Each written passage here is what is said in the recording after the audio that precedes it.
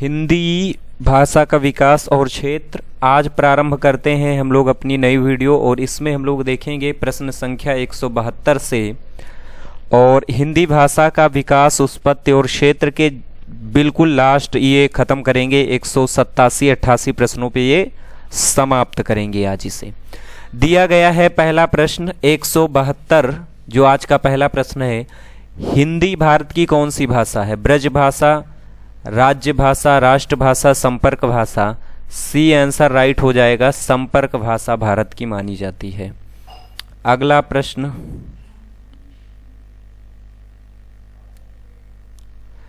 173, प्रश्न संख्या 173 में है हिंदी की कितनी उपभाषाएं हैं? 2, 3, 4, 5। तो हिंदी की टोटल 5 उपभाषाएं हैं। डी ऑप्शन यहां से राइट हो जाएगा। अगला, हिंदी भाषी राज्य के अंतर्गत कौन सा राज्य नहीं है? उत्तर प्रदेश, बिहार, झारखंड, महाराष्ट्र। तो कौन सा राज्य ऐसा है जो हिंदी के अंतर्गत नहीं आता है? तो इसमें आ जाता है आपका महाराष्ट्र। डी ऑप्शन राइट हो जाएगा। महाराष्ट्र क्यों नहीं होगा? क्योंकि यहाँ पे मराठी बोली जाती है महाराष्ट्र में।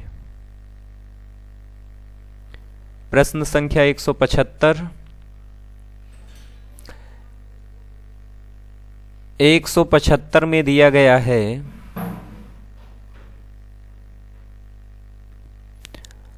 बोली का क्षेत्र जब थोड़ा विकसित हो जाता है और उसमें साहित्य की रचना होने पर वह क्या बन जाती है? तो बोली का जब क्षेत्र विकसित हो जाता है तो वह एक तरीके से आपकी उपभाषा बन जाती है। डी आंसर यहाँ से राइट होगा, माफ करिए, बी आंसर यहाँ से सही होगा। अगला प्रश्न संख्या 176 दिया गया है हिंदी किसी सीमित क्षेत्र में बोली जाने वाली स्थानीय भाषा को कहते हैं? राष्ट्रीय भाषा, राजभाषा, बोली, उपभाषा। तो जो स्थानीय भाषा होती है इसका क्षेत्र व्यापक नहीं होता है। बोली इसमें सही हो जाएगा, सी आंसर राइट हो जाएगा यहाँ से। 177 दिया गया है हिंदी भाषा में कितनी बोलियां हैं? 15, 25, 18, 22। डी आंसर सही हो जाएगा। हिंदी भाषा में टोटल 22 बोलियां हैं जो संविधान में रखी गई हैं। तो ये इतनी बोलियां हैं, लेकिन कितनी, ये तो इतनी भाषा हो गई, 22 भाषा हैं, बोलियां 18 होंगी। सी आंसर यहाँ से सही होगा। अगर यहाँ पूछता अनुसूची में हिंदी भाषा में कितनी बोलियां अनुसूची 8 में रखी गई तब 22 होता। सी आंसर यहाँ पे राइट हो जाएगा आपका, सी आंसर सही होगा। 178 विभाषा का क्षेत्र बोली की अपेक्षा होता है विस्तृत, संक्षिप्त, विशाल, संकुचित। तो विभाषा का जो क्षेत्र होता है वो बोली की अपेक्षा विस्तृत क्षेत्र होता है, इसका विस्तार थोड़ा सा बड़ा होता है। ए आंसर सही हो जाएगा।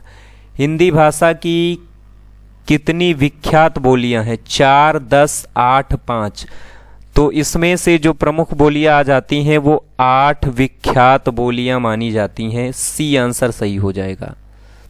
अगला प्रश्न संख्या 100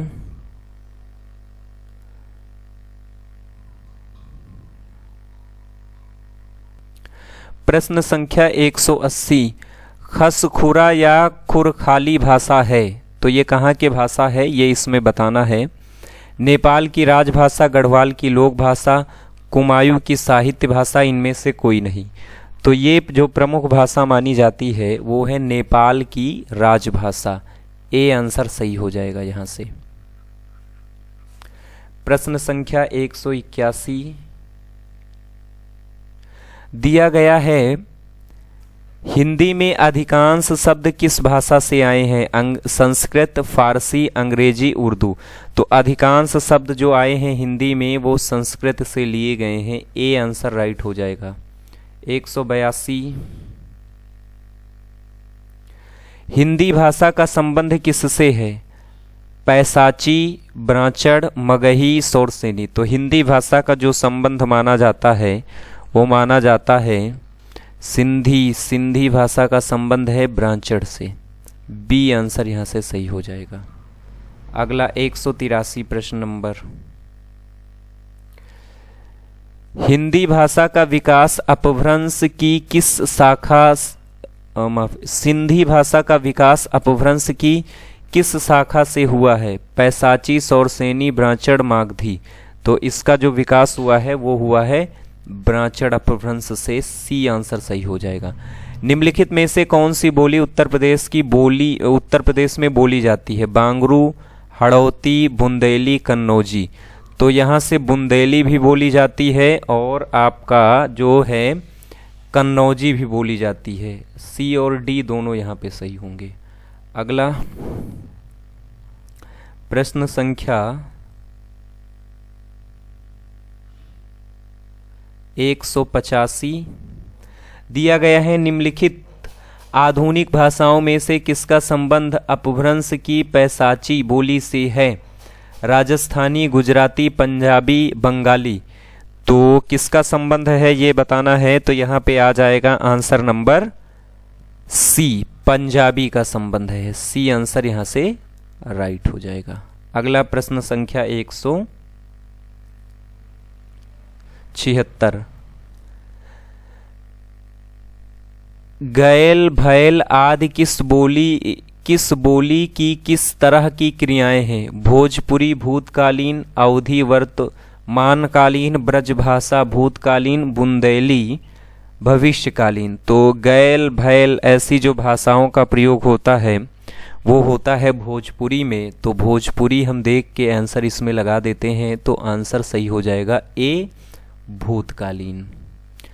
लास्ट प्रश्न और इस श्रृंखला का दिया गया है, इसमें क्रम बताना है आपको। हिंदी भाषा के उद्भव और विकास का सही क्रम है। तो सबसे पहले कौन सी भाषा थी, उसके बाद में, फिर बाद में, फिर बाद में, ये बताना है। देखिए यहाँ पे दिया गया है संस्कृत, पाली, सबसे बाद में खड़ी बोली आपका आएगा। तो खड़ी बोली देखिए यहाँ भी दिया गया है, यहाँ भी है, यहाँ भी है। तो मतलब सी ऑप्शन आपका गया। सबसे शुरू में संस्कृत आएगा, तो संस्कृत यहाँ है, यहाँ भी है और यहाँ नहीं है, तो डी भी गया। अब इन दोनों में सही होगा।